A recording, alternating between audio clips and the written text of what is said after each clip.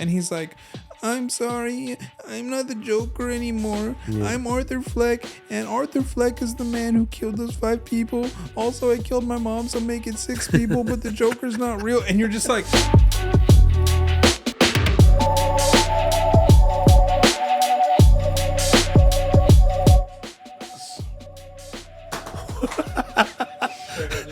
Put it on. It just wasn't even close. It didn't even have a shot. Oh, man. All right. It's always good to break a phone to start the podcast. It gets the adrenaline flowing. Oh, man. You know, it's funny, too, because I've been thinking about just taking my case off and going, just bare phone, but my phone would have been destroyed right there. I think you just got your answer. Yeah. Don't do it. All right. Hello, everybody. Welcome into episode 15 of the Comic Room Pod. Episode 15. Welcome in. Today, you're going to get our Joker reaction. Just all the... Well, some guy yelled at us in the comments for not knowing the difference between reaction and review, but it's all the same thing. We got scolded for that. Yeah, but it's both. Yeah. It's a reaction and review. We're coming fresh off watching it. Yeah, we just got back. So yeah, you're getting a little bit of both.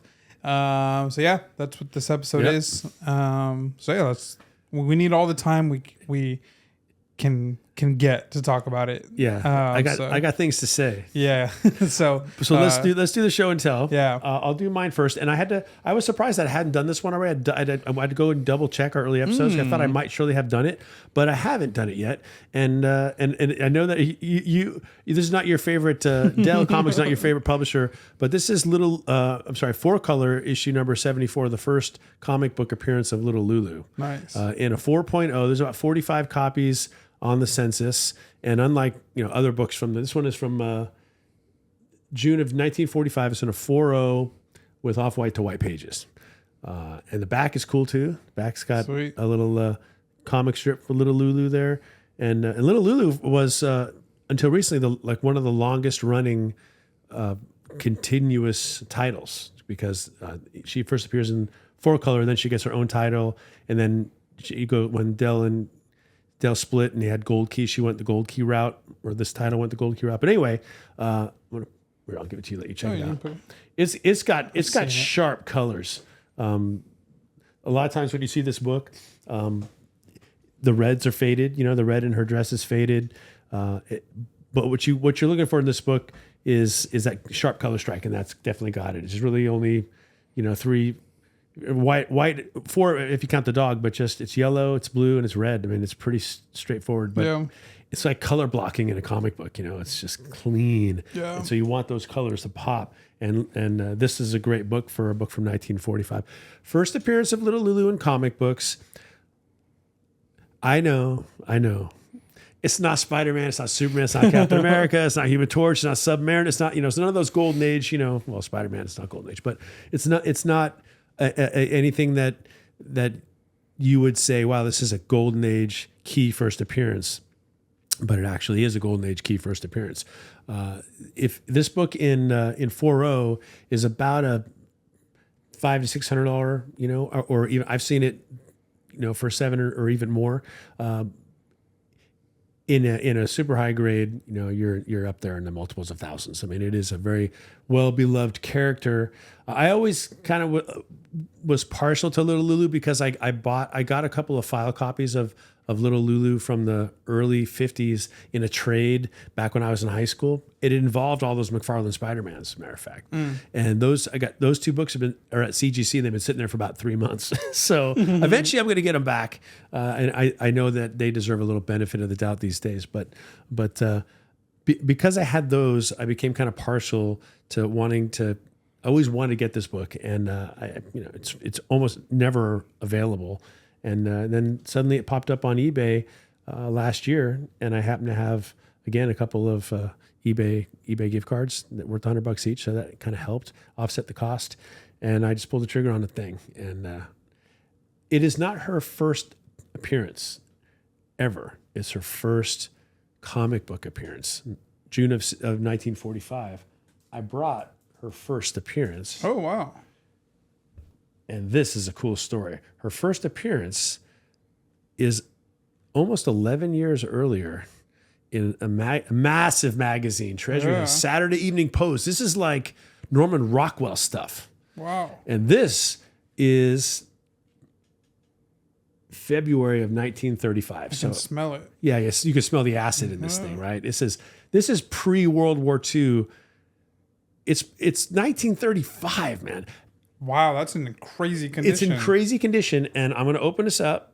Where did you get that? I got this, believe it or not. I had no clue you had this. I got this on eBay for like $45, man. Wow. I don't know why, except that it probably just was in a stack of Saturday Evening Post and he didn't know that it has on the back there. Make sure I get white it right. pages. Definitely white pages, about as white as a white page can be. But there's a little Lulu. I'll put it to the camera. Just a one panel, little strip of little Lulu. So you can see it right there. Wow. And she's a lot skinnier. She kind of got fatter and cuter, later, plumped her up a bit. But Chubby baby. yeah, exactly. And she got kind of like your wife, chubby baby who got tall and skinny, and lean. But that's her first ever appearance, and it's it's not a comic book, so. Yeah, check that out. It's not a comic book, so it doesn't have the same, I suppose, doesn't have the same value, but I'm not really sure about that. Like if to me it does, like that's her first appearance. 5 cents. And I know, crazy, right? And then that's her first comic book appearance. Why are these pages so white? I don't know. It's like because they didn't use pulp paper, because it's much better it's paper. Glossier. Yeah. That was the magazine in the country. That and probably the Sears catalog, something way historic like that. Wow. But isn't that crazy? So if little oh my gosh, I can't talk. Little Lulu has almost always been in publication, or there's been some kind of animation. She had an animation show in the 90s, a cartoon show that ran, and there's treasuries and people. She's got a really popular following, so she's not going away. So I think her first appearance is my show and tell. I'd also kind of throw it out there as a sleeper too, because it's not as expensive as it really ought to be. And I'm always on the lookout for more. I would like to get another copy if I could. But I was shocked that I got that. I couldn't believe I found. I didn't have to look very long either. Yeah, this thing is cool. Yeah. This is like. Can you imagine if like the first appearance of Batman or like the first appearance of Superman was this big? Yeah, right. It would be crazy. Would it still be worth the same price? I think for Batman, yeah, I think so. But Little Lulu, I don't know. I think Little Lulu would have to get really, really popular for people to think about grabbing a Saturday Evening Post, Yeah. And that's, if you're just curious, that's George Washington praying right before Valley Forge. Yeah. Back in the day when they would put that kind of stuff on magazine covers. But anyway, pretty cool. Yeah, that is sweet. Yeah, fun stuff. All right. Now, my show and tell is a continuation of last week, if you guys remember. I was given an opportunity, I guess, or took advantage of an opportunity to trade for Fantastic Four 5. So, if you're just a listener of the podcast and you don't keep up with my videos and you're wondering, did he get it? Woo! The answer is yes, he did. yes, I did. This is my copy of Fantastic Four, issue number 5. This is a CGC 2.0, off-white pages. Presents incredibly well, honestly. It's just like, I think it's detached at like one of the staples, and there's like a huge spine split. And the top has some like, it's weird. It's not like Marvel chipping, but it's just like this weird, I don't know, like someone took like a match to it or something. But I don't, it's just, it looks burnt and it's just chipped at the top. So I don't know if you guys can see, but made the trade. The trade was successful. I feel like I should break into applause or something. Like, it's such a major ordeal. Congratulations. Yeah, thank you. Thank you to the Academy. To I'm happy to accept this award. I honestly didn't believe that I owned this book until I got home. Yeah. And I had it safe in the room. Like, you get, like, my mindset was so doomed. I thought I was like, I'm gonna die on the way there. Well, like, and we stopped after and got coffee, which I was impressed that you would be willing to even leave it in your car at all. I think I would have just raced home, but we buried in the trunk beneath the trunk, and it was in a secured parking lot. But I was was a little anxious about it, And I'm looking up your text because he texted me when he got home. Yeah, so we went out to the city where Jaws Comics lives. We made the trade, and then I picked him up, and then I dropped him back off, and then I went home. And then a little bit after I got home, I texted him. And yeah, boy, we sent a lot of texts to each other. I thought I'd find it right away, but last Sunday. Yeah, last Sunday. Well, you know what I need. That's the problem.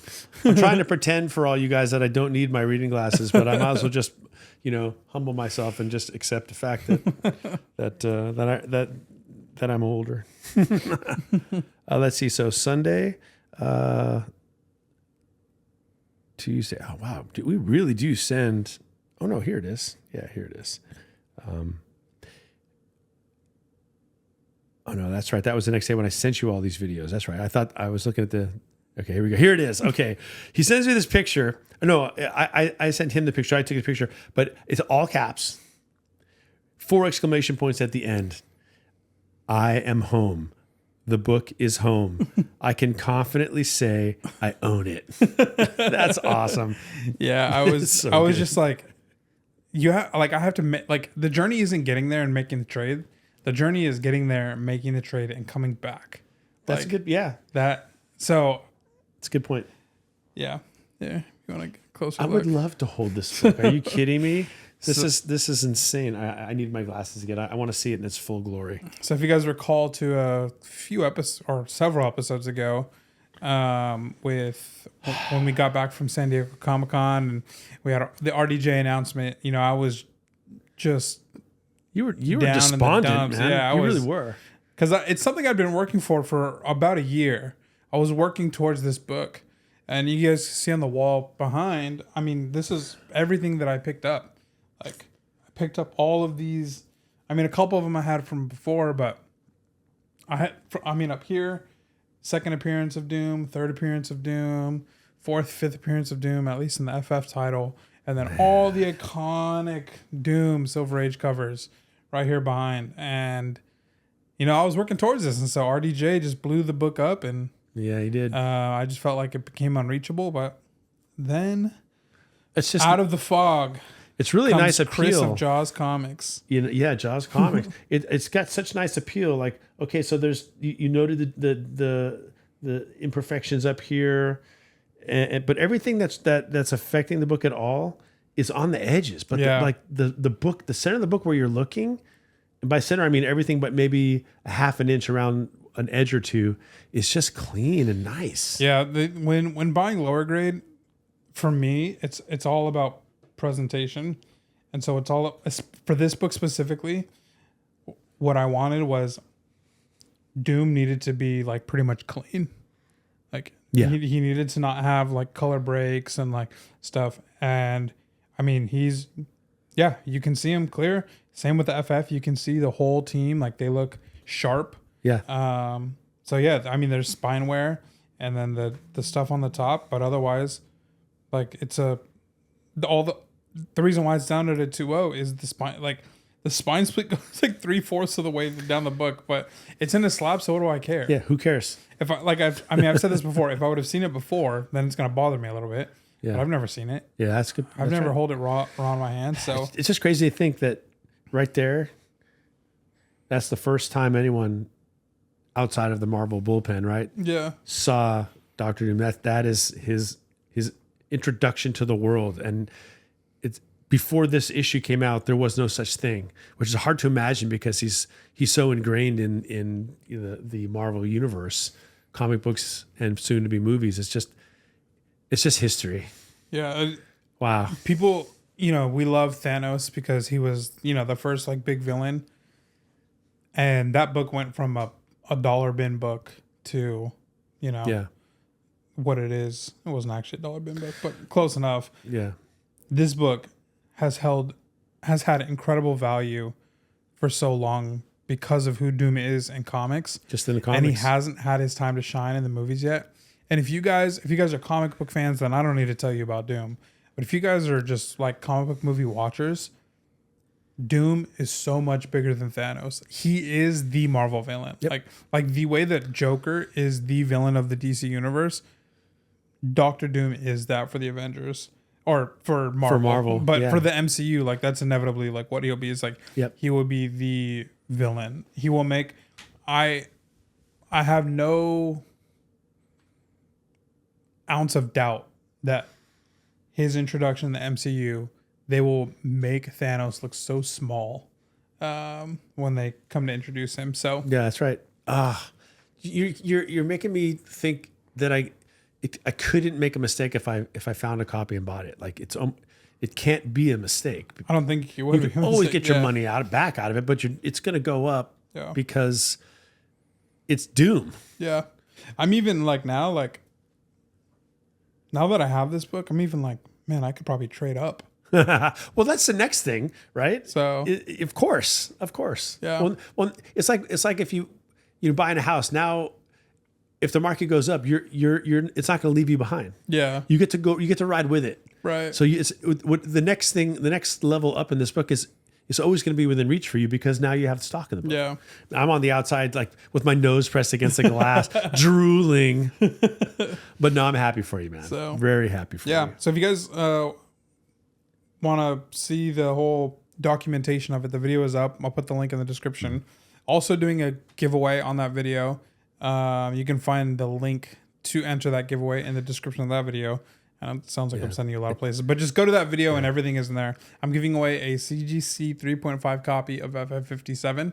So if you want to enter to win that, just go click on the video in the description and it'll all be there. Which is this book and also what's featured on the carpet there. I'm not giving away that copy. Not that book, but this this issue, excuse me. Yeah, you're not getting that one from me. From my cold dead hands. So yeah, if you want a CGC 3.5 copy of FF57, I think it's up there with Doom's best cover, I think. So my whole mindset was if something great happened to me, if I'm winning, then I want my community to win too. So, Definitely. So depending on how long we talk about the Joker for will depend if we will revisit the whole interaction. Yeah. But for now, we're going to kick into news a little bit. Yeah. I normally send you a list of everything that we're going to talk about, but I didn't. And I'm hiding one thing from you specifically. The other three, I don't think you'll care too much about. All right. So this is just something to note. Spider-Man Noir started filming with Nicolas Cage. It's going to be a live-action TV show, I believe, on Amazon Prime. Okay. The only thing I have to say about that is who asked for that. Like, I don't care. Like, Spider-Man Noir. Yeah. Spider-Man Noir issue number 1 holders asked for it. Yeah, I mean, I guess so. The book's been kind of hot lately. Yeah. Let me see if I can pull it was hot for earlier in the year, then it cooled off, probably on the rumors, and now, nice to see Nicolas Cage getting back into some, more A-list projects. Yeah, I mean, I guess he's getting his time to shine. Let me see here. Yeah. Spider-Man. It's just... I don't really know anything about Spider-Man Noir. Here we go. Here's a picture of him. Okay. So, we want a Silk. We want a Silk show. Please, Marvel, hear us. I have a lot of investment in Silk. I think so do I, and I think Silk is a cool character. Let's be honest. These are all selfish reasons because we're invested in the character. But I think it would be a great show. Yeah. So. Oh, maybe this isn't news.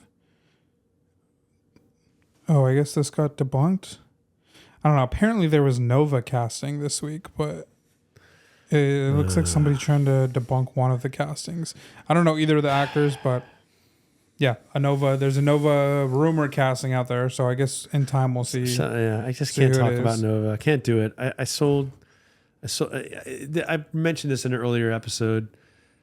One of the times when my wife and I were clearing stuff out of our place, I think we were getting ready to move or something. We did a garage sale and and I put a long box of books out there. Most of them were junk. You know, most of them were like 3 or 4 copies of Millennium. You know, that miniseries that came out. You know, but there were, you know, some Moon Knights, some Dazzlers. But within all that stuff was a Nova issue #1 that I just didn't do my research. I just didn't think about it. I mean, I'd carried it since forever, and then, you know, it's probably a near mint book because all my books were like that. And I just let the whole box go for like $50. Unlucky. Yeah, well, you know what? I made somebody happy. So I guess we'll see if those castings come out to be true. But here's the two big ones. Okay, so a couple weeks ago we talked about how the rumors were that Norman Reedus was playing Null. Mm-hmm. Apparently that is not true.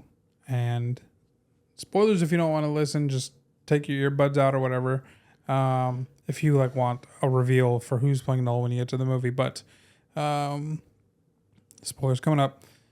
Andy Serkis is apparently playing Null. So okay, still not 100% confirmed, but there's a lot of like the whole Norman Reedus thing was only coming from leakers who don't have like 100% track record.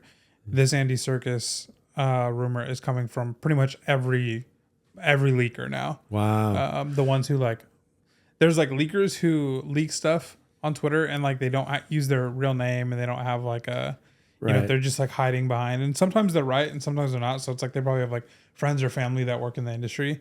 And then there's leakers who they're more like journalist type. You know, they have YouTube channels and stuff. Right. And so now everybody is kind of on this. So it seems like Andy Serkis is our Null. I mean, he's an incredible actor. Yeah, he is. I think he's directed. Did he direct both Venom movies or just Let There Be Carnage? I don't remember. You would know. I haven't seen any of the Venom movies. Oh, really? Well, I shouldn't have said it. Now I'm wrecked. I got to be over here tomorrow watching 3 Venom movies before Venom 4 comes out. Well, Venom 3 comes out. Or is it Venom 3? October 25th. So I'm only 2 movies behind. So you just watch one week, the next week, and then you watch Venom 3. It's traumatic. It's PTSD for me. How many Spider-Man 300s did I trade away? And 299s and 298s. Yeah. Back in the 80s, man. Oh no, look at me. I had all these great books. But that's how I got the little Lulus and a bunch of other stuff. So I actually don't regret it at all. And I don't know. It's okay. Andy Serkis, great casting, I think. Yeah. I don't know if I know he for sure directed the second one. I don't know if he did the first one. I don't know if he did the third one. I guess I'll for myself, I'm just going to look it up after.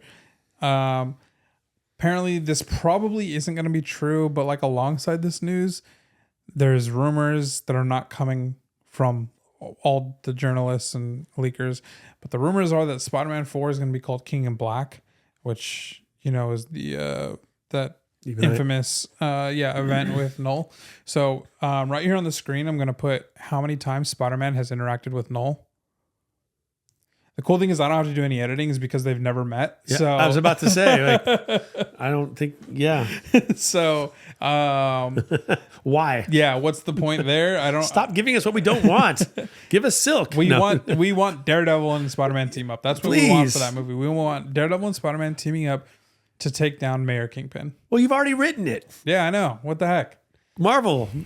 Go back and listen to whatever's episode 11 probably, I think is where you did it. Yeah. So whatever. In the final piece of news. Okay. I've been waiting. He teased me with this. He said, I've got some news, but I want to wait to reveal it to you on the podcast. And I'm assuming that it means that I'm going to like it. It's going to matter to me. So this has not been confirmed. None of these rumors or leaks that we've talked about have been confirmed by Variety. Variety seems to be like the main news outlet that Marvel uses to announce stuff. I would say just below Variety, as far as like legitimacy, there's I'm totally blanking on his name. I'll throw his picture of his Twitter up. I think his name's Daniel something, but he is pretty much like, it like starts with like the leakers who like no name, no face. And then it goes this guy, and then it goes like proper media outlets. Okay. So this guy said today, or not today, a couple days ago, Matt Shackman, who is the director of WandaVision, okay, and the director for Fantastic Four: First Steps, this is officially in development, and Matt Shackman is on board producing this, but it is a Silver Surfer something. Like a show? A show or a movie, we don't know yet. So. Let's go. Yes, like with the original. We don't. I guess that's all we know right now. We'll just wait and see. That is so needed. That I want to see. Yeah. So it seems that with Matt Shackman, it seems pretty legit. So I would say. So. Oh my gosh! I see. This is so great. So Silver Surfer as a character is one of the coolest ones to watch in action. Yeah. And cool on a comic book cover. It's just one of the coolest superhero designs in the Marvel universe. I love the way they make Silver Surfer look. Male, female, I don't even care. I think so Silver Surfer is a cool look, but I would love it to be the FF48 version, you know. Yeah, Norrin Rad. Yeah. So that means obviously the Magic Trio 48 for $9.50. But as much as you have all the Doom books, I'm just stocked in Silver Surfer books. So many Silver Surfer books. So I don't have 3. We established that last time. But I love it. That's great. That is big news. Yep. How did I not? You must have thought for sure I would hear about it. I knew you wouldn't have heard about it. I don't swim in the same pool as you. But then you always tell me, so that's good. I don't have to. Yeah. You let me know. That's amazing. So that's all right now. No like ETA or anything. Just that he's producing and that's it. So yeah, I'm assuming it's probably going to be a Disney Plus show, but that'd be great. I'd actually like that because if it's a show, while it doesn't make the huge splash that a movie makes, there's just you get more volume. Yeah. You get, if it's 8 episodes, you get 8 hours. If it's a movie, you're going to get what, 2.5 max. Yeah. And you got to wait 3 years and maybe you get another one. But a show, if they're going to do one season, it's probably likely they'll do 2. Yeah. Oh man. So unless it's a Marvel presentation, in which case, like with Werewolf by Night. Oh, could be. Like, which I think that would be cool if it's just like a little hour and a half thing. That'd be kind of cool. You know what they could do, and I haven't read it because I don't want to. I don't. You know how I know it is with books. You're like, I don't really want to open up and read it because I don't want to damage it. Yeah. But the very first graphic novel that Marvel ever put out was the Silver Surfer. It was a Silver Surfer graphic novel, and that would be kind of a cool thing if they did something like Werewolf by Night, and it was that story. If that story is any good, I don't know if it's any good. Yeah. But I don't even own that book right now, actually, because that's maybe something I need to put on my AdCon list, right? So Penguin episode 2, by the time this comes out, episode 3 is going to be out. So we're not really talking about the Penguin, but I'm really enjoying it so far. It's good. We'll talk about it when the show's over, but so far, so good. Agatha episode, what was this, 4? Yeah. You haven't seen it yet? I haven't seen it So yet. I'll keep it short. I had certain inclinations about who Aubrey Plaza's character actually is. Yeah. And it was pretty much soft confirmed in the episode. Okay. And then there was some Funko Pop leaks that eventually confirmed what I was thinking. And I know that even before that episode dropped, that character's early appearances were popping up on hot lists. Yes, but it's not that actually. All right. Okay. So I gotta watch it. Yeah. So my idea changed with with this episode. I see. Yeah, there was some. Marvel pretty much was just like going a little bit more on the nose, not in a bad way, but just like they were being more. Yeah, more Easter eggs with who her character is, and I was like, wait, is it? And then they like kept doing it throughout the episode, and I was like, I think. And I looked at Darren, and I was like, I think she's actually playing, this character. And then Man, it's been tough. It's been difficult for me to keep up on all the content, all the shows that have come out. With the school year starting, but the only one I allowed myself to squeeze in last night was the season finale for the Rings of Power. Yeah, we're not going to talk about that, but I'll just say I thought season 2 was so much better than season 1, and made it worthwhile to have watched season 1 to get season 2. I don't know if I totally just blanked on what I was going to say. Oh, sorry. I just I threw you a curveball when I mentioned the Lord of the Rings out of nowhere. I remember what I was going to say. This episode was interesting because it was about like fighting demons. Like, oh, really? Yeah, they were like generational curses, which is they made it like a physical embodiment thing. And I mean, there's definitely like, I mean, I'm the first in my family to break a lot of what I think people would consider generational curses, like just carrying the baggage that like, the men in my family have like passed down. And my dad just did a fantastic job at saying like, no, like I'm the end of this. Like, oh, wow. This isn't going on anymore. That's a gift. Yeah. So it was cool just saying like, it was, a physical embodiment of what that looks like. And then the battle against it. I thought it was really interesting. Okay, cool. So it was a war against demons pretty much. So I'm up for that. Yeah. So, you watch the episode and then we'll talk about okay, cool. And the next episode coming up next week. But I think that's it. So now on to Joker. So just, I guess, like not thinking, just using like what you were feeling or like what you're feeling now. Cause it's been like an hour since we've left. So yeah. What did you walk away with feeling? I was frustrated. I was mad actually, I felt like, I wanted my time back, not just from this movie, but from watching the first one, because they basically made the first one pointless, and I will get into all that in a minute. Wait 1 sec. No spoilers in this segment, by the way. We will let you guys know ahead of time when we get into spoilers. So no spoilers. So I felt.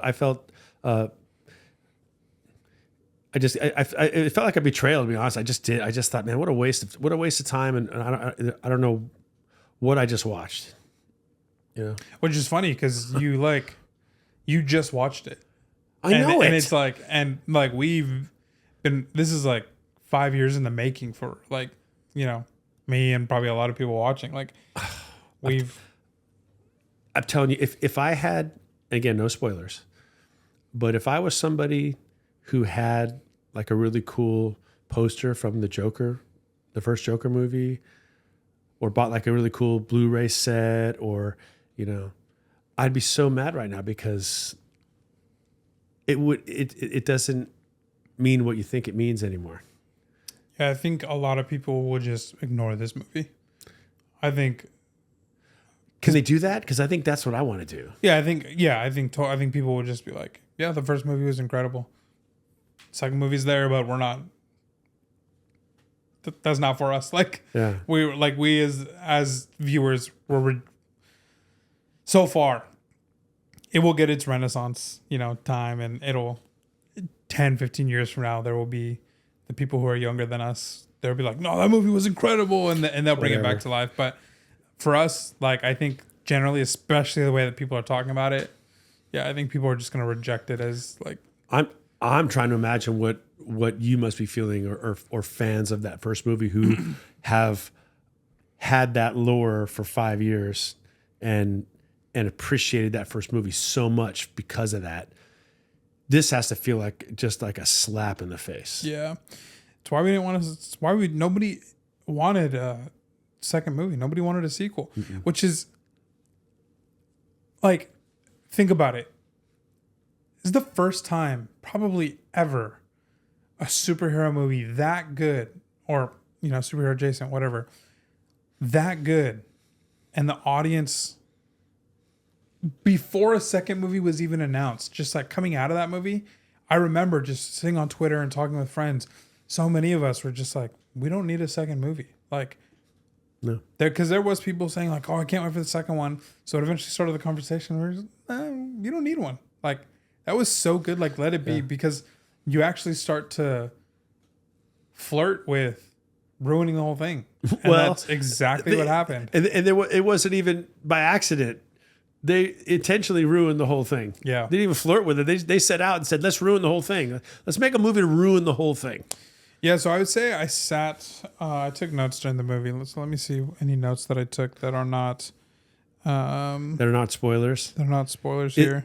Would it be a spoiler to say that also it was incredibly boring and there was no plot? No, I don't think so. It had some good scenes. So this is the fourth point that I wrote down. I said this movie is so pretentious. Yeah, explain. The reason why is because the performances are incredible. Lady Gaga like steals the show every time she's on camera. She does. Joaquin, I mean, he's back, like he's doing his thing. He's great. I actually loved the dude who played Harvey Dent. Like I thought he was so interesting and he was mysterious. Like you couldn't tell if he was a good guy or a bad guy. Like, Right. He had these, he's creating Arthur, or he's opposing Arthur Fleck in court as a villain. But in the way that he was like talking about him, like on the TV or like in the courtroom, there's just something like a little slimy about him. That was like, I remember like halfway through, I kid you not, halfway through, like after one of the court scenes, like of him talking, I was like, I want to watch a Two-Face movie with this guy because he's good. He's really good. Just a different writer, please. Yeah. Yeah, I think so that's pretentious. probably, It's so pretentious because why? oh yeah. So need to continue that thought. See, that's how good. That's how much I like the Harvey Dent guy. Yeah. But, the performances were great. The cinematography is great. But like you said, it had no plot. Like there came a point where I thought there was a plot. Like, and then they just like spit on your face. Yeah. And they're like, yeah, you wish. And then they just totally redirect the movie. But yeah, I mean,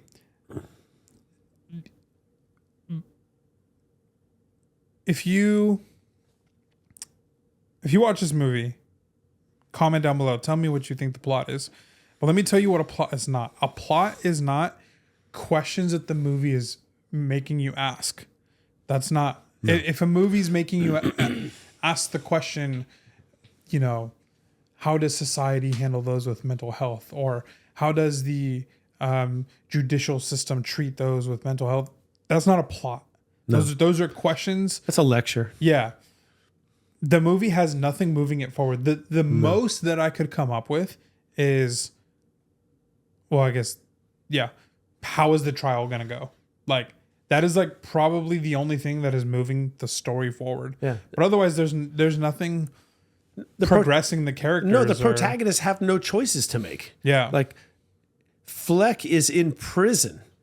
So he doesn't have any choices except whether he's going to wear makeup or not. Like how he's going to mount a defense, but you're not invested in it because he does not invest in it. He doesn't care. The whole movie is him just getting carried along by the tide of circumstances. Yeah. And Harley Quinn, she takes a little more initiative, but not enough. She also is just getting carried along by the circumstances. So there's nobody making any choices. There are no points of no return. There's nothing. It's just it's a big no plot nothing burger as far as that goes. Yeah. It's not the performer's fault. Like you said, the performances were good. Yeah. Which is why I say frustrated, because I feel like it should have been like a lot better. And if you're gonna bring Lady Gaga in, will you let her sing? Like, that's the other thing too. She whispered every one of her songs, like pretty much. Yeah. And a couple of the numbers I thought actually served to tell us as the audience something we didn't know, make us understand the romance a little bit better. I thought it was good, but there were way too many songs, and most of them started to feel like interruptions. I was like, okay, just, you know what? I don't want another number. Yeah. This isn't telling me anything new. It's just like tacked in there. Yeah. So I want to talk about that, but I'm going to have to get into spoiler territory. So our non-spoiler review is bad and no plot. And that's all there's to say. Don't pay money to see this movie. It'll be available on what? Disney Plus, HBO Max. HBO Max, in a Soon month. enough, yeah. Just chill. vote with your dollars on this one, and let this thing get out of the movie theaters, and we can all forget about it as soon as possible. So now we'll get into spoilers because now we'll give you more in-depth reasons as to why this movie was bad. Yeah. So the musical, the whole narrative of this movie being a musical has just been a mess from the beginning because Todd Phillips announces that it's going to be a musical. People's like what people think or know a musical to be is kind of like, you know, is it like a Broadway musical or is it, what is it, Singing in the Rain or like Mary Poppins? Like what is it? Like it's so broad, and so it's what makes that whole conversation confusing is because this is a villain movie who's probably the most iconic villain of all time, tied to the most pop culturally relevant superhero of all time. So it's like you throw, like you say it's gonna be a musical, it's just confused because you're just like, man, I don't know what to expect. And then you go out and then you make a defense as to why it's a musical. So then now you're drawing a line, and now people have to take sides. And then you go out and say that, you know, well, it's a musical because it's the only way Arthur knows how to talk about what he's feeling, which that's what a musical is. But then you're like, yeah, but it's not like Into the Heights. And I can tell you it's not like Into the Heights. No. And I can tell you he barely used musicals to talk about how he's feeling.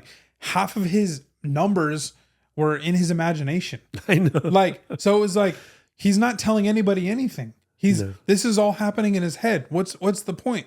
He's again like fantasizing about, you know, his love with Harley Quinn or, you know, taking revenge or like whatever it is. But all of that is happening inside of his head. So like we said, there's already no plot. Right. And so these musical numbers do nothing for a nothing plot. It's just, It was like, I was bummed because like that first musical number, when they said on the you know, all the inmates are in like the TV room and they're watching TV, and then Harvey Dent shows up and then he's talking about the upcoming trial with Arthur Fleck. And he says that his goal is to get Arthur on the death penalty. And so then one of the guards asks Arthur, how do you feel about that? Mm-hmm. And Arthur breaks out into song, and you're like, wow, okay, this is like interesting. This is how a musical works. Like a serious thing is happening. Somebody goes into song and expresses how they're feeling. Yeah. Guess what? He wasn't actually singing. No. It was in his head. He was imagining himself singing it. And then one of the other inmates was like, answer the question, Arthur. How you? And you're like... So you just feel duped. You're like, wait, what just happened? So he's not... He's not expressing anything. He didn't express a single thing. No. If the inmates are even asking, tell us how you feel, Arthur. Well, he just did in his head. So yeah. So it's only exists to tell the audience how he feels, and not the players. But in the end, who really cares? Like I didn't care. I didn't care. Well, I did until I didn't. Yeah. And you know, at a certain point, it's hard to continue to care about a character who isn't making any choices. You just like you get invested in a character because you identify with that character, and that character is making decisions. They might be good decisions, they might be bad decisions. Sometimes indecision's a decision, but you can't build a whole plot around a character who makes no decisions, and then another character who also makes very few decisions. So you really just kind of like, the whole movie is just voyeuristic. You're just kind of hanging out, you know, watching it with the rest of the public. Is like what happened to a guy. Yeah. Not what did he do. There's no reason to like in the first movie, like I felt sorry for Arthur Fleck. I rooted for him. I even when he did the murders, I thought, well, I understand why he killed those three on the subway, because they were horrible people, and you know, it was an overreaction to kill his comedy friend, you know, and all that, but he was making decisions, and it could put you on like an emotional roller coaster about how you kind of feel about him. There was none of that in this movie. I kept waiting, but it was just, okay, the cops are nice to him, the cops are beating him up. There was like there was no rhyme or reason to that either. I couldn't really understand that, but why don't you tell him when I say it negates the first movie, I'll let you tell why, because Joker lore is your wheelhouse. I can tell you as a fan why I felt that way, but the end of the movie was just we'll get there. There's a lot. Right. I want to like crawl because it is a twist ending. Yeah, and it's a twist ending. Okay, I want to talk about what you just said about the inmates are nice to him. You know what I mean? Yeah. This, I think, so I'll say the first 20 minutes is actually really good. Yeah. Like, because you're being reintroduced to Arthur in a totally different setting, which is important, right? Because some time has passed. You now have to catch up with Arthur. So it's okay for like those first 20 minutes to be very character driven. So you get context, you meet Harley for like a quick second, and it's like a really like it's interesting. Mm-hmm. And then you're just kind of like, okay, that's the intro. And we know, I was like, as the first thing I wrote down, look at that. First thing on the list. What does it say? It says first 20 minutes, really good. I wrote that as soon as the 20 minutes were up, because there was a point, it was like right after Arthur had met Harley Quinn for the first time. And then the screen like cut to black. I assumed it was about 20 minutes. Mm-hmm. So in my mind, I was like, oh, Twitter's wrong about this. People on the internet are wrong about this movie. And I was ready to like defend it. Yeah. And then it just went into nothing after that. But one of the first things that made me like right after that made me like go like, what the heck is this? Is when he's walking with the actor's Brendan Gleeson, the famous Irish actor, the bigger the guard. Yeah. And he tells him a joke and he laughs, and they were being like friendly the whole time. And then Arthur like pats him on the back and like says something, and he just like straight whacks him in the back of the head. Mm-hmm. And you're just like, okay, is this like, if you're trying to establish like how the prison system treats inmates, you're doing a really bad job at it, because you made them really friendly with each other for 30 minutes, and then for literally zero reason, he hits them.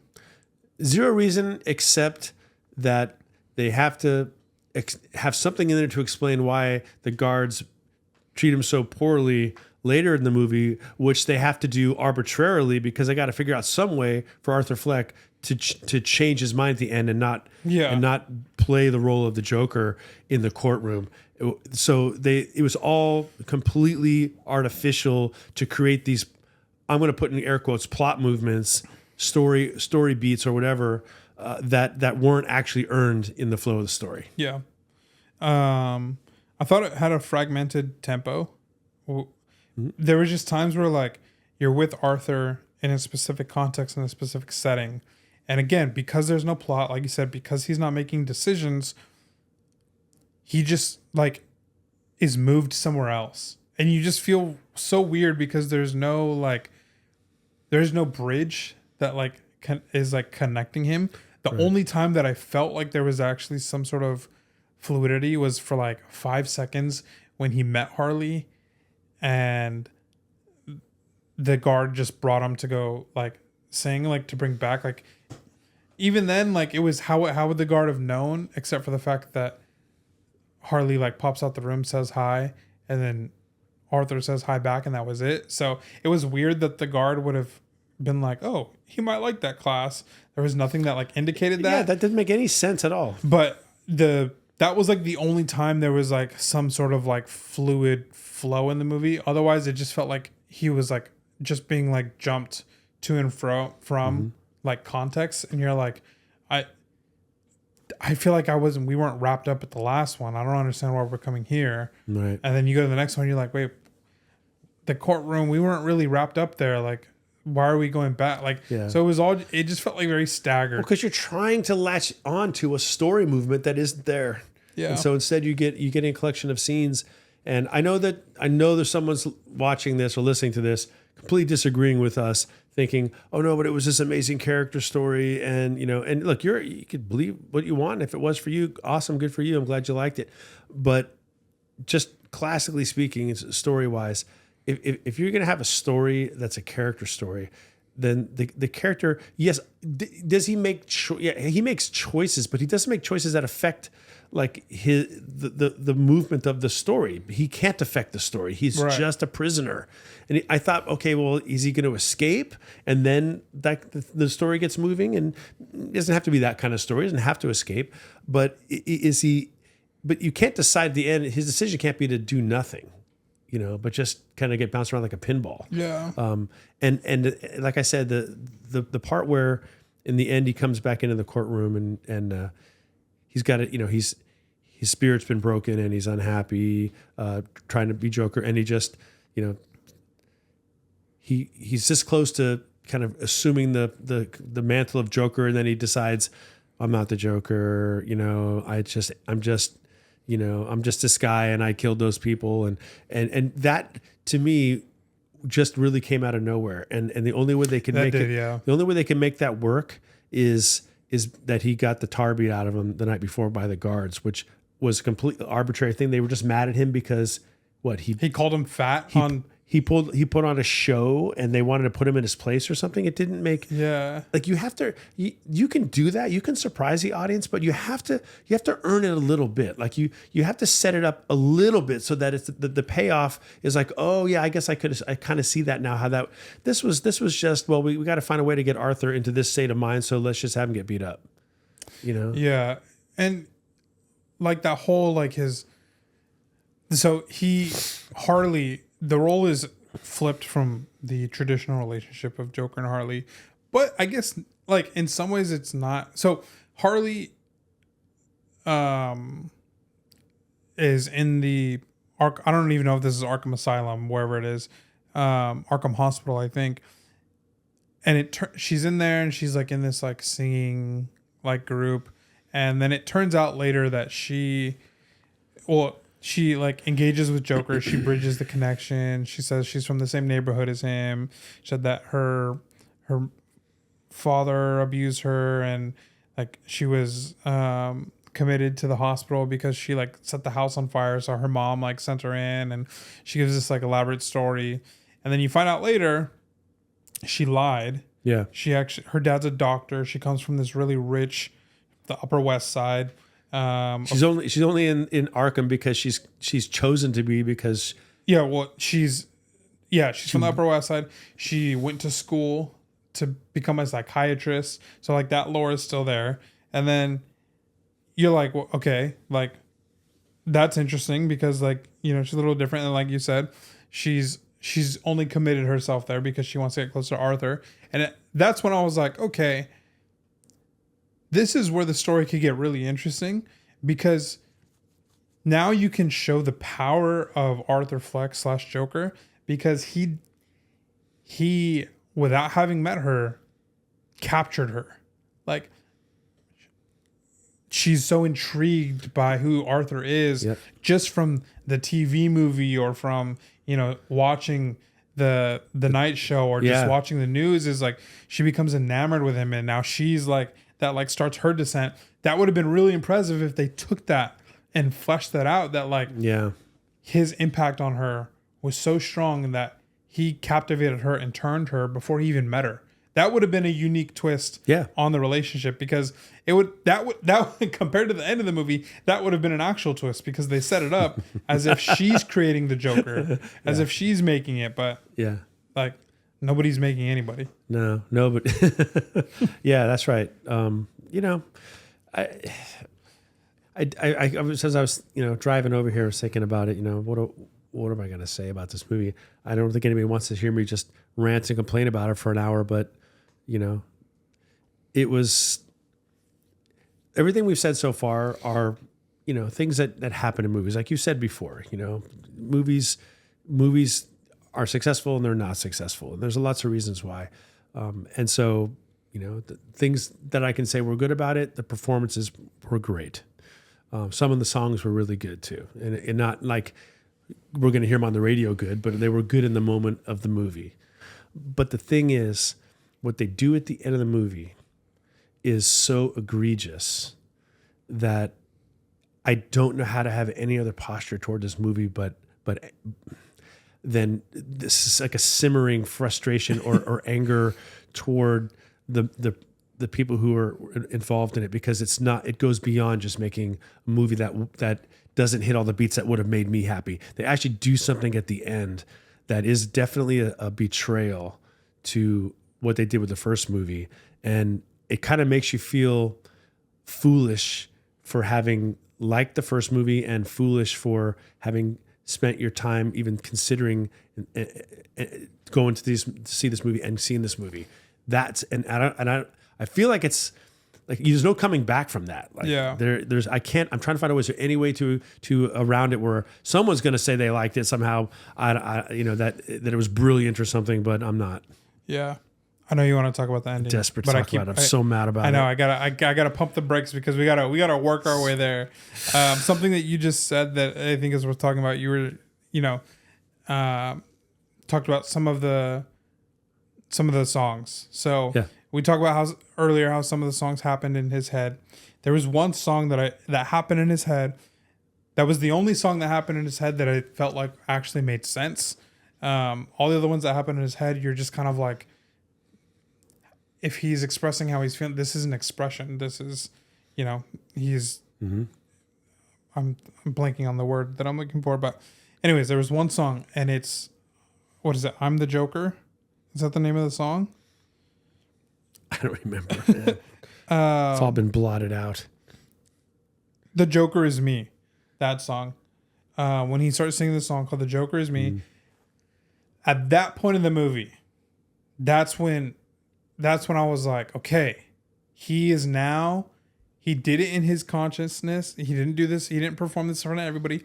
He has now decided that he is the Joker. So that's like the first decision he's made, right? Because yeah, and so you're like, okay, perfect. Like, he's the Joker. And then he goes out and he does his, he like fires his lawyer, and he decides that he's going to, represent himself in court. And you're like, okay, this is madness. Like, this is crazy. Like, this is what we want to see. This is where Joaquin Phoenix shines. Yep. When Joaquin Phoenix is in full makeup, not smeared makeup, when he's in like full pure clown makeup, he is menacing. And like, even in some of the songs that they did, even in some of them I didn't like, but he's like in full getup, you're just like, dude, he is creepy. Yeah. Like, he is so good. Like, he just takes on this persona. Arthur Fleck is so weak, and you're just like, this dude can't do, like, he's pathetic. You're like, this is a pathetic person. But then when he takes on the Joker, he like, his bones, as Arthur Fleck, his like bones are popping out, and he's like a shell of Joaquin Phoenix, and you're just like, it's like deformity, but then he becomes the Joker, and it's like, he just becomes actually like a full human. Yeah, it's amazing. And you're like, man, this is so good. And he has this whole musical number. The song, I don't know if they wrote the song for the movie or if it's an old song, because they were singing a lot of oldie stuff. Yeah. And he sings the song "The Joker Is Me," and he goes in the courthouse, and he's, putting on this incredible performance, and he's being crazy. He's talking in this weird like accent, and he's like, "Whoa, Your Honor!" And that was hilarious. And then, but he gets beat up by the cops because they're like, "You put on this show and you called us fat guards," and then they take him into the showers and they beat him. You don't even see it. And then he comes out the next day and he's like, "I'm sorry, I'm not the Joker anymore. I'm Arthur Fleck, and Arthur Fleck is the man who killed those 5 people. Also, I killed my mom, so make it 6 people, but the Joker's not real." And you're just like, dude, we didn't even get to see the beating. Like, why did they tone down the violence? Like, that first movie is so violent. Yeah. And then this moment that you're just like confused, like, they're really offended because he called them fat guards. Like, they're this offended. And then it's like they take him into like this dark shower in the hospital or jail or whatever it is. And then they literally like lay him down behind a wall. And then it's like he throws like one punch and then the camera just fades to black. So you're like, did they R-word him? Did they beat him up? Like, what happened here? I have no clue. And so when he does go out and say like, "I'm not the Joker," you're just like, we don't even know what happened, but also like, you were just so strong as the Joker before. Yeah. And like you had this whole musical number that was like powerful, that was in your own mind of like, no, this is who I'm becoming. This is who I am. And then you get beat up, which is nothing. It's nothing new to you. Like Right. the beatings that you've got is what sent you down the path of becoming the Joker. Right. And so now beatings that you get send you back. Like it doesn't make any sense. And so I know people on the internet are going to be talking about this, and you know, there's going to be comments about the reason why he didn't act like the Joker in that moment. Yeah. This is a movie about mental health and how you know the judicial system and you know It's like whatever. That's not what this movie's about. All these things. And let me tell you, even if it is a great offense to like all those things, because it doesn't flesh anything out. It doesn't talk about anything. And also, you just can't, I'm sorry, you just cannot use heroes and villains, superheroes and supervillains to be your canvas for talking about mental health and justice system and mental health institutions. Like heroes and villains, what makes them what they are and what makes them so likable and lovable, especially the heroes, is the center is tragedy for both of them. And how they come out of the tragedy is what defines them as a villain or as a superhero. So to have this conversation with the Joker, it's always going to miss. You can try 20, 30, 40 different times to tell this story that you think is important. Using the Joker is probably just the worst offense to mental health and to the character of the Joker. Yep. Because heroes and villains, they start in tragedy, and it's how they overcome these tragedies or not overcome these tragedies that define who they are as heroes. Bruce Wayne, he's a kid, watches his parents get slain right in front of him. Right.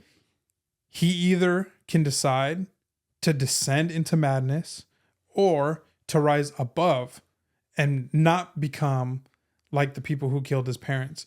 And that's what he chooses. He decides to rise above that. He decides to use his tragedy as a stepping stone to make Gotham a better place.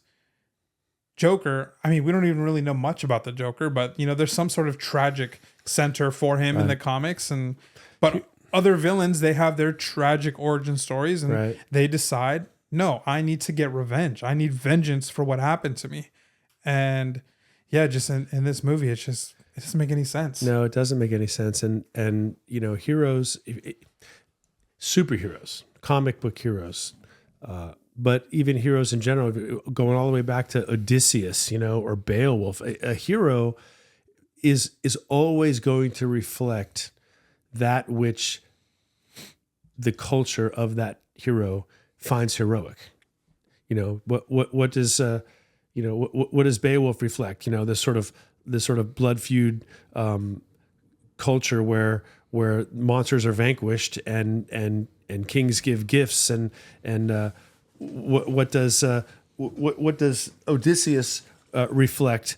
A desire to want to get back to his family. You know, that's a Greek heroic trait. Well, what does Superman reflect? If you go back to 1936, 37, he reflects, you know, truth, justice, and American way. You know, that's however you feel about that in 2024, that's everybody kind of felt the same way about it in 1936. You know, we're on the brink of World War II, and he reflects that. Captain America, what does he represent? We're gonna go, you know, smoke some Nazis. You know, that's and it's stars and stripes. You know, leading the army and to fight the evil. You know, that's so. If you want to tell a story that focuses on the evils of the mental health system, or you want to do that, go write One Flew Over the Cuckoo's Nest. You know what I mean? Like you can do that, or make a movie like One Flew or Clockwork Orange or something like that. There's definitely room for that, but a superhero movie, I would argue, is not the best. Like you said, is not the best format for it. You know, and anyway, there's definitely a reason to want to see those types of movies and have those stories told. It just felt very forced. I don't think that's what really if they say that's what the movie's about, they're retconning it because it's a flop. I don't think that they were really saying, yeah, that's the reason we're gonna do this. We want to shine the spotlight on Arthur Fleck was abandoned by the system, and it's a tragedy because we weren't there to help this guy out.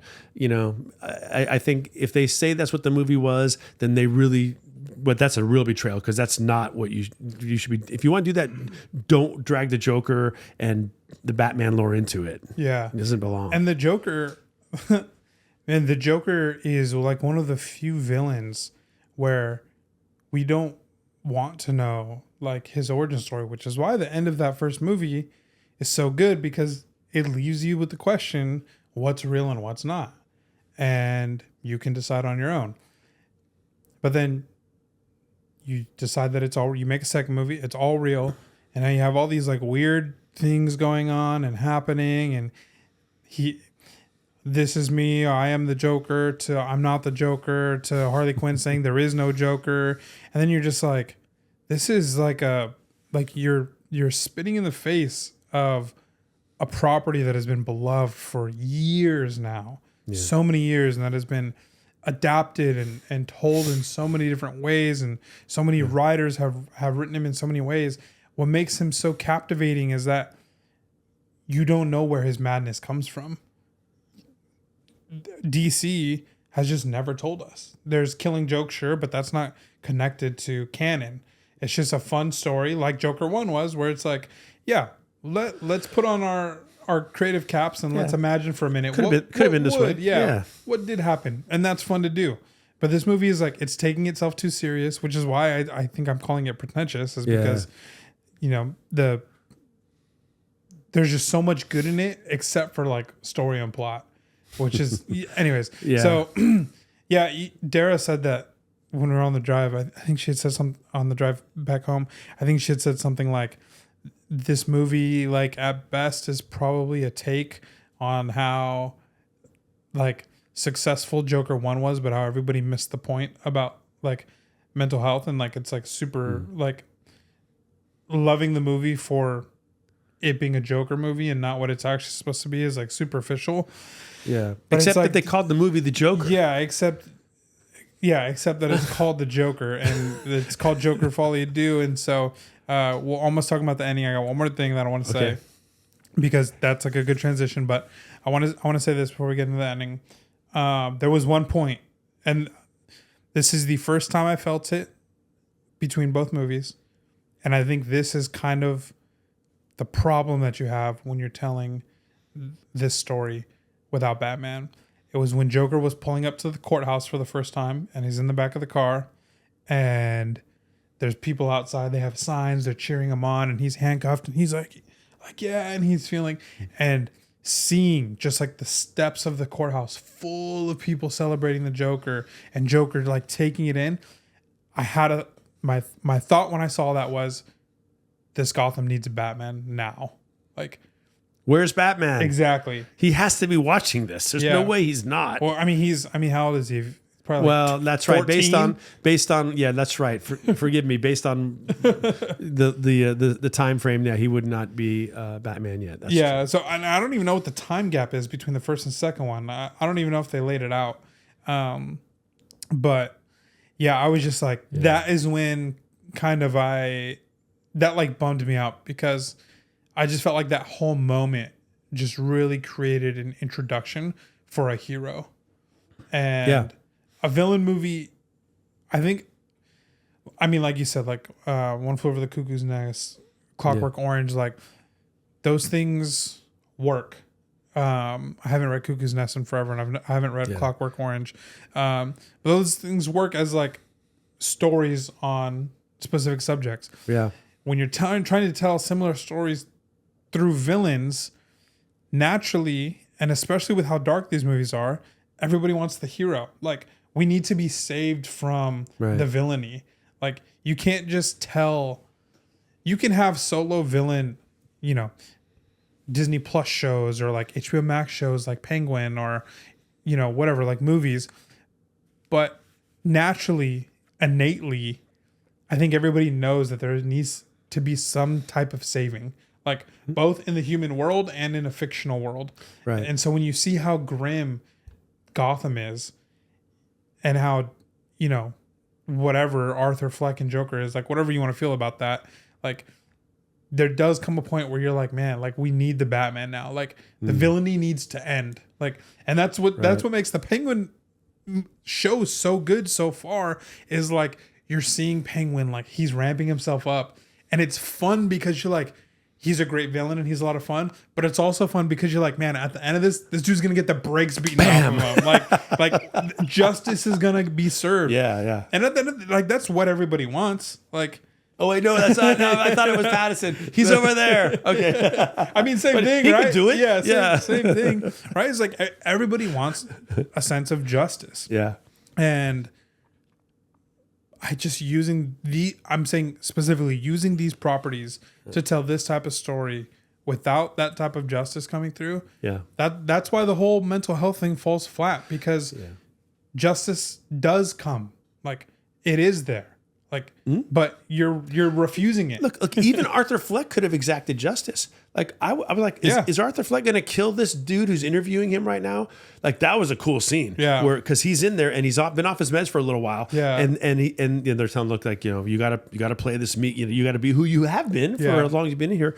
You got to be meek. You got to be like his lawyers advising him, don't smoke, don't do all that stuff. And he's in there and he's already in that transformation that you finally see full force in that one moment in the courtroom scene, that one scene.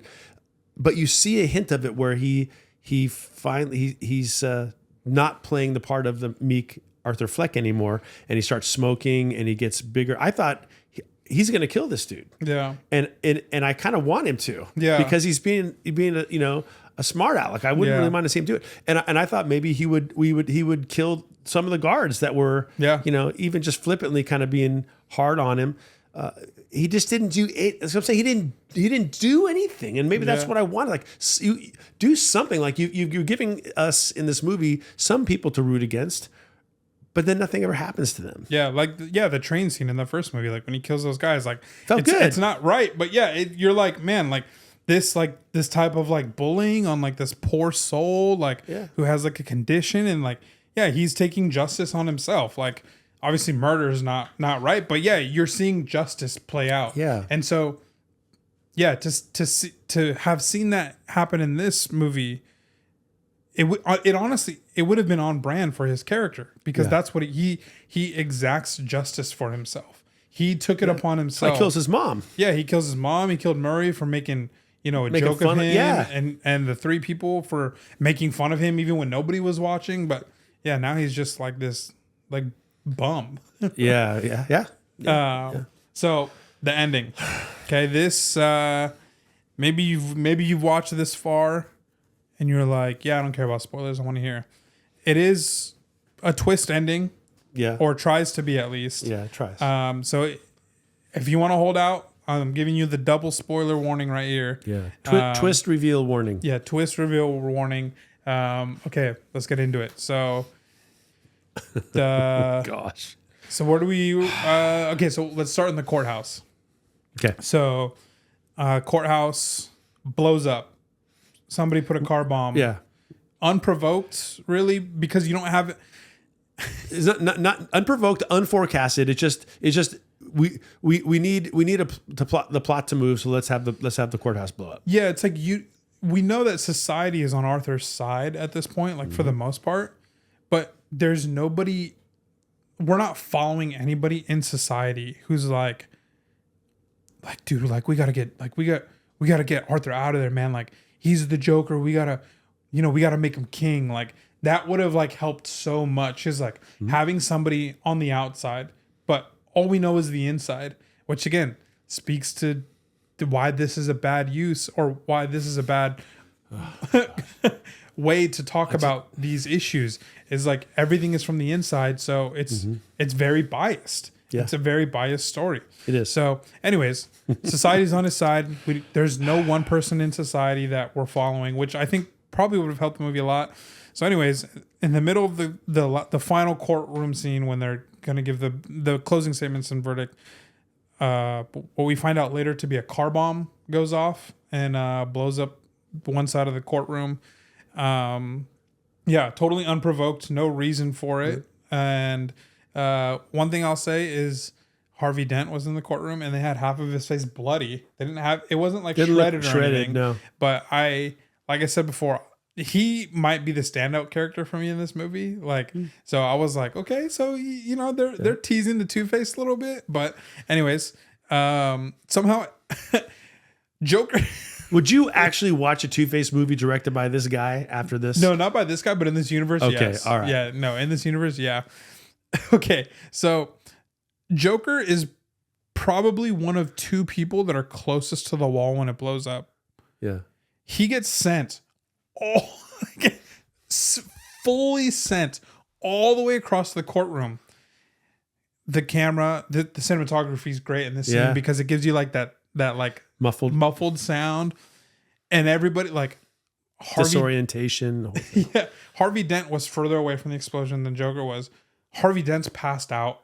Everybody that was like in the chairs watching, they're all passed out. The jury, which is where the explosion tossed Arthur Fleck all the way to, they're passed out. The judge is knocked out. Yeah. The judge's scribe is knocked out.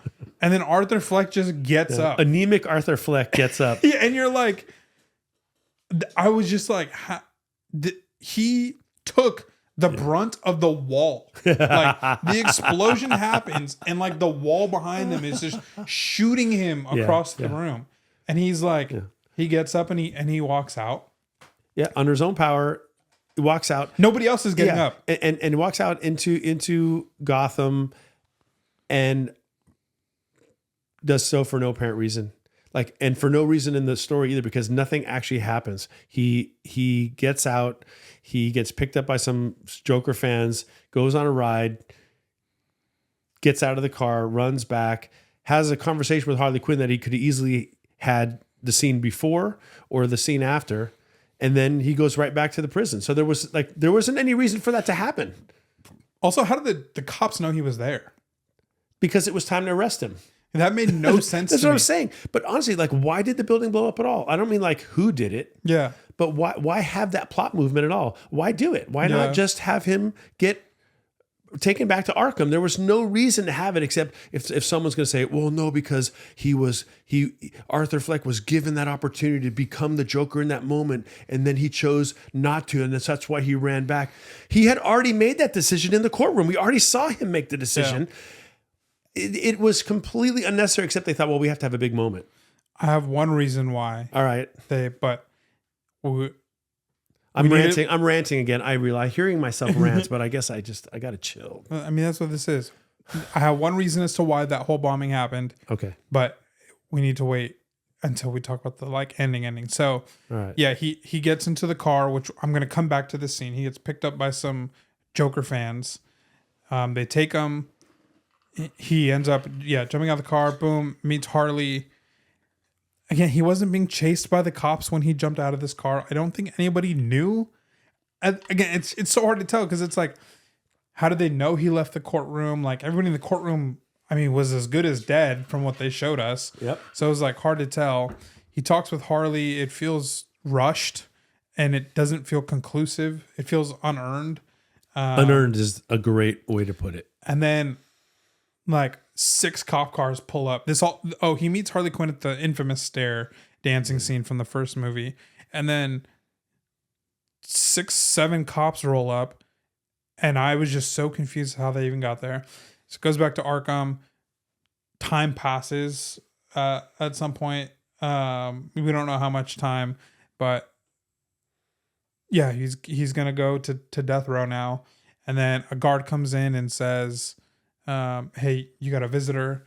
And so now you're like, okay, is it going to be Harley Quinn? Like, is this going to be like they're going to come back together, or whoever blew up the building? Yeah, something. And then you're walking down, or is it Batman? Like a Batman reveal at the end. Oh, and then you're walking down the hallway with Arthur, and this guy comes up to him, and he's another prisoner. Yeah, another prisoner. Crazy look in his eyes, and he's like, hey Arthur, can I tell you a joke? And Arthur's like, is it fast? I got like a visitor. He's like, yeah, yeah. And he goes on to tell a joke that I didn't understand. It was also like hard to hear. And he says the punchline I couldn't hear at all. I'll give you what you deserve was the punchline. So it's like, I can't remember the joke either, but it was something like, yeah, you can have whatever you want, and he's like, great, I'll give you what you deserve. Oh, okay. I see. So he says that, and then Arthur like kind of like gives like a little giggle, and then the dude just shanks him like multiple times, just shanking him. And the guard, he was following a guard. He's walking down the hallway. Before the guard is about to like turn into wherever the visitors are, the guard tells Arthur to hurry up. And so then he turns, and so Arthur's still walking, like just kind of like dragging himself. And then that's when the guy comes up. I was confused why at no point after that the guard didn't turn around and pop back out and be like, yo. Like, all I could think was that the guards were in on it, and it was just an assassination. Yeah, but maybe, but why would they do that? Just kill him themselves? Why would they enlist the help of this? Well, he's already on death row, so it's like that. Well, that's right. Yeah, that doesn't even make any sense. So he was urging him before, and then like 30, 45 seconds goes by with this whole joke thing, and he doesn't poke his head back out. And then another 60 seconds for him to fall down and bleed out. Yeah, so he falls down and he bleeds out, and give it to him. Tell him give him the bad news. The guy is like crouched. He's not in focus. Arthur's in focus. And this guy is like crouched behind him, laughing. And I don't even want to say it, dude. Like he puts the knife that he shanked Arthur with into his mouth, and he gives himself the Heath Ledger smile cut treatment. And now this... And Arthur's dying. Yeah, and Arthur's dying. And still no guard. The guard was urgent, and then all of a sudden he wasn't. He's getting the popcorn and a Coke around the corner, yeah. I guess. Yeah. So this ending got leaked. I read it in the leak a week ago, and I was like, surely this isn't true. And then it was worse than reading it. I'll say that much. So many things wrong with this. Firstly, okay, so I'll go back to the courtroom bombing scene and the goons picking him up. At this moment, Heath Ledger's Joker, the imagery of Heath Ledger's Joker is starting to be evoked. Because you have the guy that picks him up, who's wearing Arthur Fleck's Joker costume, but he's got the wavy, curly hair like Heath Ledger has. Yeah. And even just like in the structure of his face. Yeah, definitely. He looked a lot like Heath Ledger. Yeah. And he grabs Arthur Fleck and he throws him into the back of the car.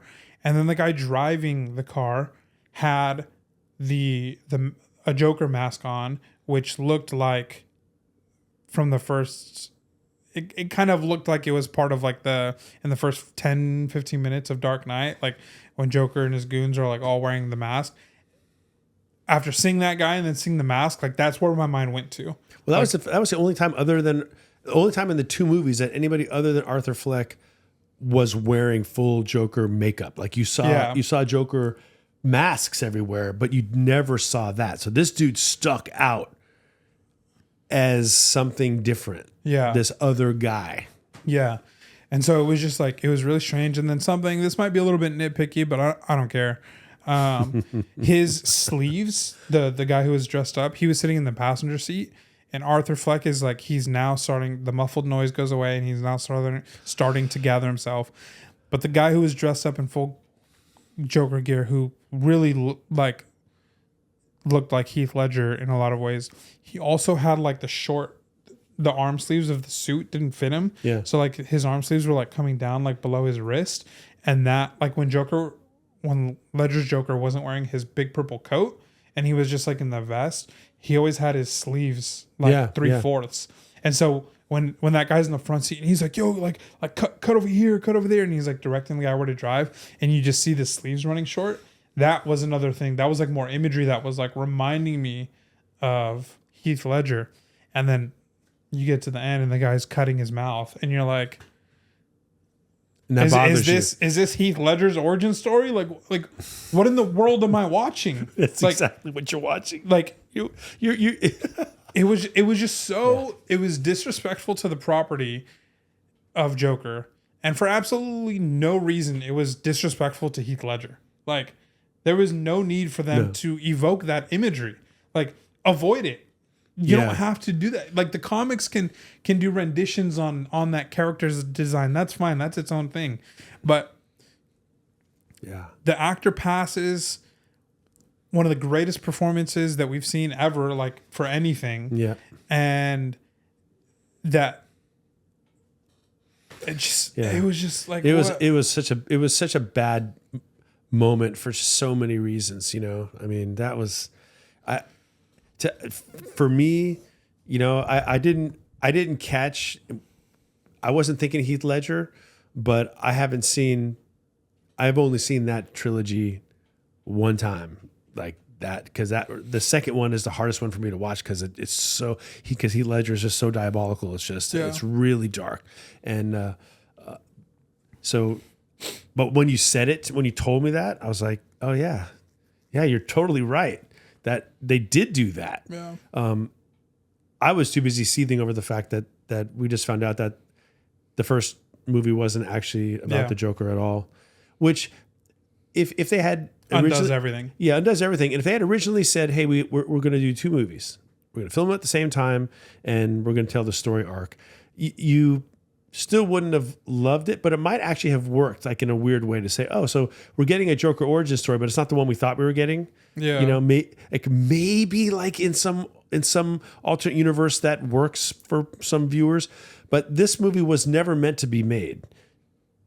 And so 5 years later, they make it, and in the process, it was not designed this way. They completely just flushed the first movie down the toilet. Yeah. If you liked the first movie because it was a great origin story, like we all liked it because it was a great origin story, you just got made a fool of because, oops, it wasn't an origin story. And don't come back and say, oh, you know, you're just being nitpicky because it really was and it was a cool twist. It was not a cool twist. No. You want a cool twist? Watch The Sixth Sense. That's a cool twist because at the end of the movie, when I'm not going to spoil it, but at the end of the movie, when the twist is revealed, you're like, I can't believe I didn't see it, but I can understand why there's no way I would have seen it. But now that it's being revealed, wow, it blows you away. This one, talk about not earning it. It wasn't earned at all. I think maybe 1 or 2 like brief split seconds where this other guy who turns out to be, I guess, the Joker, is on screen kind of looking at Arthur Fleck and smiling at him or laughing at what he's doing. Like, it's not enough. Like that, it's like they just said, oh, we'll just... It'll all be cool because it'll be a cool twist and that'll just make it work. Twists only work if they're earned. Yeah. You know, like a good mystery novel where you go, wow, I can't believe I didn't solve the mystery. The clues were all there, but I didn't interpret them the right way. And now the director is showing me how I misinterpreted it. And wow, mad respect. What a cool payoff. No way was there any of that. Especially because this first one was 5 years ago. It was just spitting in the face of everybody who liked the first movie. Yeah. It's also why I didn't like. So Knives Out 1, great. Knives Out 2, Glass Onion. That I hated that movie. I haven't seen.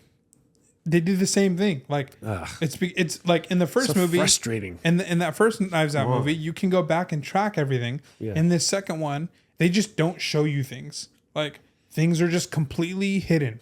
Like, and then at the end, it's like, oh, here's the twist, and then. It's like scenes that were like, they will like go back and show scenes, but it's like any clue that would have been there was not shown on screen. And like, it was like things that were happening. Like if this was the scene, then in the room next to the scene, something was going on, but they never showed you. No, and you're like, that's the breaking the rules. I can't figure it out then. No, you have to see everything that the detective sees in that. That's, you know, or at least close enough, proximal enough where you feel like, okay, maybe like I could have solved it. That's cheating. And this felt that way to me. Yeah. I was like, wait, not only did you give me a movie with really no discernible plot, with a lot of musical numbers that outside of a few didn't really do anything but make me wish they would end so we could get on with a plot that I hoped was going to actually happen that never did. But now at the end, you laugh at me on the way out the door to say, oh yeah, it really wasn't about the Joker. And I thought of you right away because you had said in a couple podcasts ago, we were kind of talking about this, and you said, well, it only work, it wasn't even like you said it only works. You basically just said, well, if Batman's not in it, like then it's not really a movie about the Joker, and maybe the Joker 2 it's probably just not really a Joker movie. And as it turns out, neither one of them were a Joker movie. Yeah. Not really. Jokes. Yeah. The joke's on us. You know. That essentially, if you thought this was a Joker movie, and I don't want to hear, oh no, you're just mad because you got fooled or there was a twist. It wasn't good enough to be. I wouldn't even call it a twist. It was just lazy writing at the end. At least the way it came across, what ended up being presented as the movie. I don't know, because I don't know what the actual script looked like. So to be fair to the writer, there might be a writer, it's like, man, they wrecked my movie, but this was not done in a way that even honors what would be a good twist. Yeah. There was an interview, they're doing their whole press media tour, and some interviewer asks, Joaquin and Lady Gaga are doing their thing in this interview, and this interviewer looks at Joaquin and he says, okay, so you've seen the final edit. Is it everything you'd hoped it to be? And Joaquin's sitting there, cross-legged, and he's looking, and then he just looks over at Lady Gaga, and he's just like kind of laughing a little bit, and like that's the clip. Like he didn't answer the question. He just he's looking at the interviewer asks questions, then he just goes. He just looks at Lady Gaga. And that's I know that's the job. I know that's how it works for performers, but you got to feel for them because. I mean, they're pouring their heart and soul in these roles. Clearly, they did. I mean, their performances were so good, but in the end, the final cut, wrap, and they don't know what's going to happen after that, and they got it. But they're the ones that are face front on it. Yeah. So it's just kind of a bummer. Somebody get Lady Gaga another shot to play Harley Quinn. Yeah, because I think she'd be amazing. Yeah. But I kept asking myself as even before the twist, I kept asking myself, is there anything about this movie that's going to make anybody run out and get Batman Adventures 12? Like, no, nothing, because there wasn't any really. Harley Quinn wasn't in it. It was a bit of a Harley Quinn origin story, but we didn't. We didn't get to see the Harley Quinn that we saw in the Suicide Squad, right? Like that made people go, "That's a cool character." And then Batman Adventures shoots through the roof. I thought, well, this could make people even more interested in getting the some of those Neil Adams, Joker, homicidal maniac type of origin stuff. But now, no. After the twist, then no. I don't Batman think so. 1 is probably going to plummet to like. Nothing. Is it my shot to get it? Yeah, then? I think it's going to become affordable now.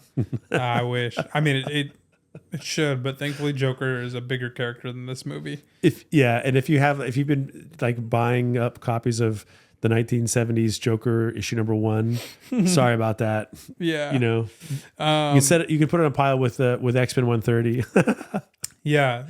To go back to the twist, we've been watching 2 movies called The Joker about a man who is trying to understand if he's the Joker or not, which honestly, like even now thinking about it, how would they even know like to define who Joker is if there's no like why is that even something to why is that some sort of conflict? Am I the Joker or not? Like what defines the Joker? Yeah, I don't know. Like and then it hadn't been invented yet. Yeah. So just kidding. He's dead. And he was just the blueprint for a Joker that we will probably never see, who will fight a Batman that we'll never see, who will team up with the Harvey Dent Two-Face that we'll never see, right? In a Gotham that we'll probably never see again. So I guess it really doesn't matter. But people, the apologists for this movie will say, well, it's an origin of the Joker mythos, it's an origin of the Joker movement. And I'll give you that. Like, okay, that's fair. But you can't tell me that it wasn't a betrayal of the first movie, though. Yeah. And also, like, it's not. This is like the Joker is. This is why when you try to attach Joker to strings, it doesn't work because Joker he's not a mantle that it passes down. He's this being that survives everything. Yeah. Never dies. So maybe we're gonna get a Joker 3 where Arthur Fleck somehow lived. They can go for it if they want to. I will catch that on video, my dude. But he's not this. Yeah, he's not this thing that you just decide to be one day. Like that's what makes him so powerful.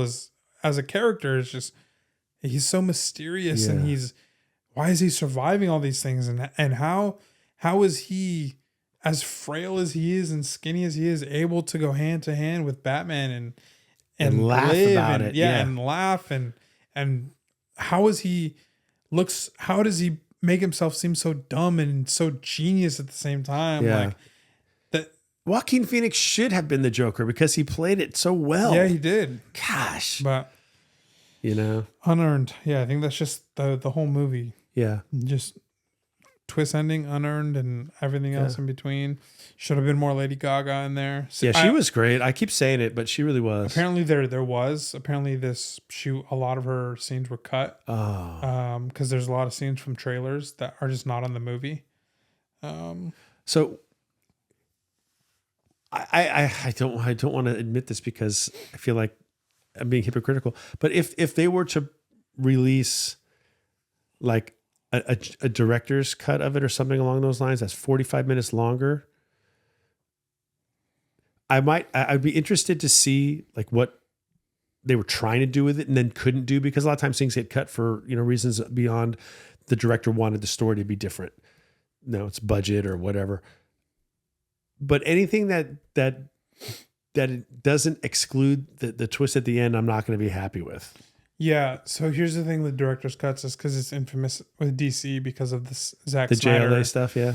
Here's the thing why I don't think a director's cut is going to work for this movie is because those movies, there is a ghost of a plot with those movies. Like that Justice League movie, there's something there that you're not seeing come to fruition.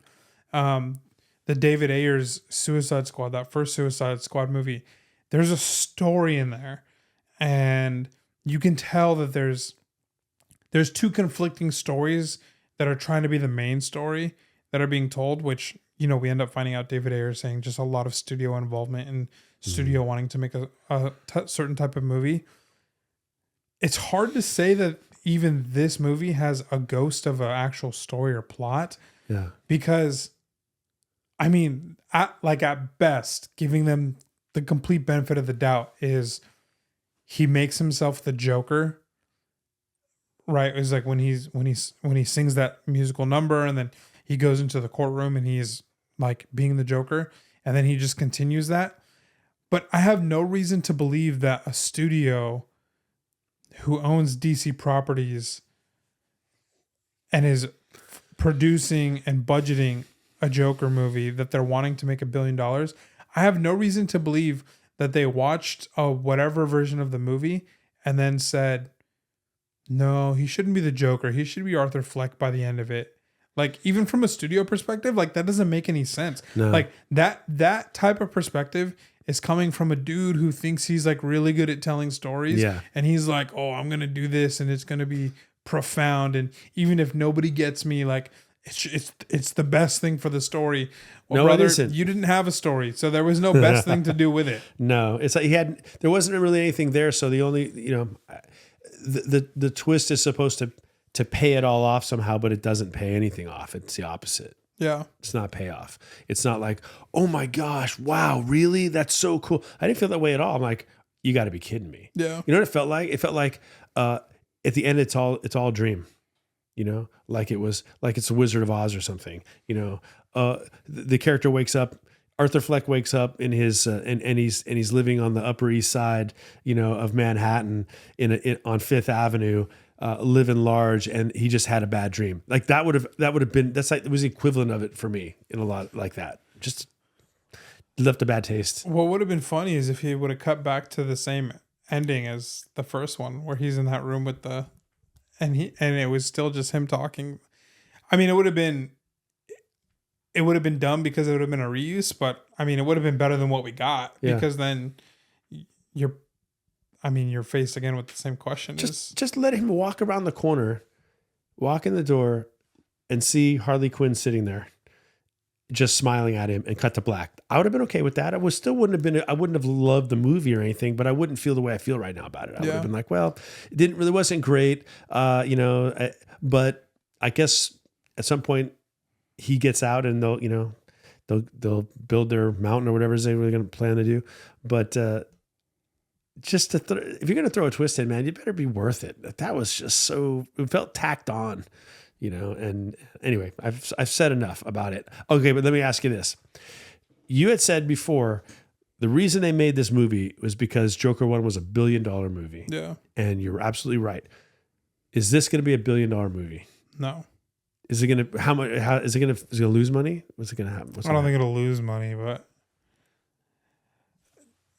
it's also tough because Joker came out before the pandemic, so streaming wasn't what it was back then. Joker came out in 2019. Yeah. So, there wasn't a billion streaming right sites or whatever. And so I think that will affect this movie because I think a lot of people will probably just feel like, I'll just wait for it to come out onto streaming, which in 2019, you don't really have that. Like, right. Now everybody knows, okay, when a movie comes out, which streaming platform that I subscribe to is it going to go to? Mm-hmm. 2018, 2019, you're not really thinking about that. So I think that's what pushed a lot of people is like, word of mouth.